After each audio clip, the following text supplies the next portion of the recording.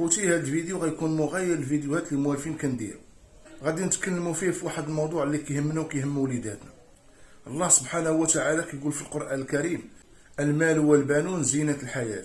يعني ما فيها باس بنادم يخدم ويقلب على لقمة العيش لوليداته والأسرة ديالو، ولكن في نفس الوقت ما خصوش ينسى هذاك الولد ولا هذيك البنت اللي كيصيفطها تمشي تقرا.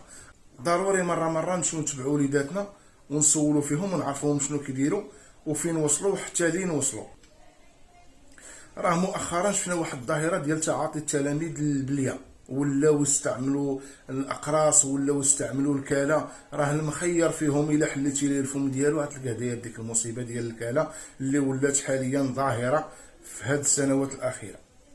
والمشكله ماشي هنا، المشكله هي اننا كنساو راسنا وكنبقاو متبعين ملاهي الحياه والدنيا، وجري عليا نجري عليك، وكنساو اهم حاجه اللي هي تربيه الاولاد وكيفاش نطلعوهم صالحا باش يكون عندنا مجتمع صالح. راه مؤخرا انا ما غاديش نهضر على بزاف ديال المدن لان هذا الشيء هذا منتشر، انا غادي نهضر على المحيط اللي كنعيش فيه انا. مؤخرا بقينا كنشوفوا حالات اللي ما كانوش عندنا في هذه المدينه. ما غاديش نقارنوا راسنا بمدن كبار، ولكن ملي كنشوفوا هاد الجرائم وهذا الشيء اللي كيوقع فيها تقريبا يوميا راه كيبقى فينا الحال، وهو هذا هو السبب اللي خلانا نخرجوا ونهضروا على المدينه ديالنا. وعلى الاقل كنتمناو الرساله ديالنا توصل لهاد الوالدين ولهاد الاسر باش يربيو ولادهم لعل وعسى تكون كاينه فيهم في المستقبل. مؤخرا شفنا بزاف ديال الحالات اللي كانوا ديال الضرب والجرح بين التلاميذ. حاليا دابا ولينا كنشوفوا ان التلميذ في العمر ديالو 15 عام و14 عام و13 عام كيوقف الند للند مع الاستاذ ديالو. شاف الاستاذ جاي تيقول لك شعن دمو ومال امو وشنو غادي يخرج من امه.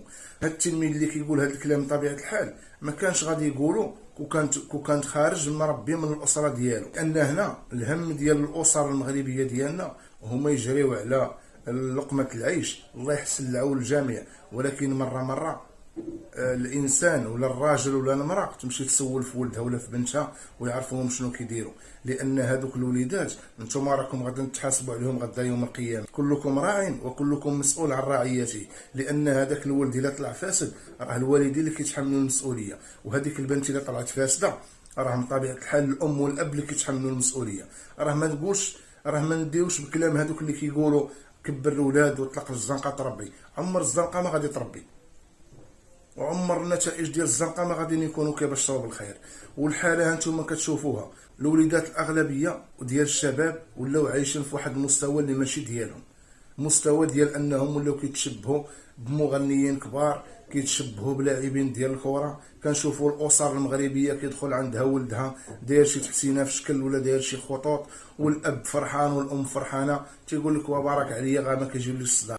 راه الا صلحنا وليداتنا راه حنا كنصلحوا المستقبل، ولا فسدنا وليداتنا راه حنا كنفسدوا المستقبل. كنتمنى الرساله ديالي توصل وما نكونش ثقيل عليكم. سلام.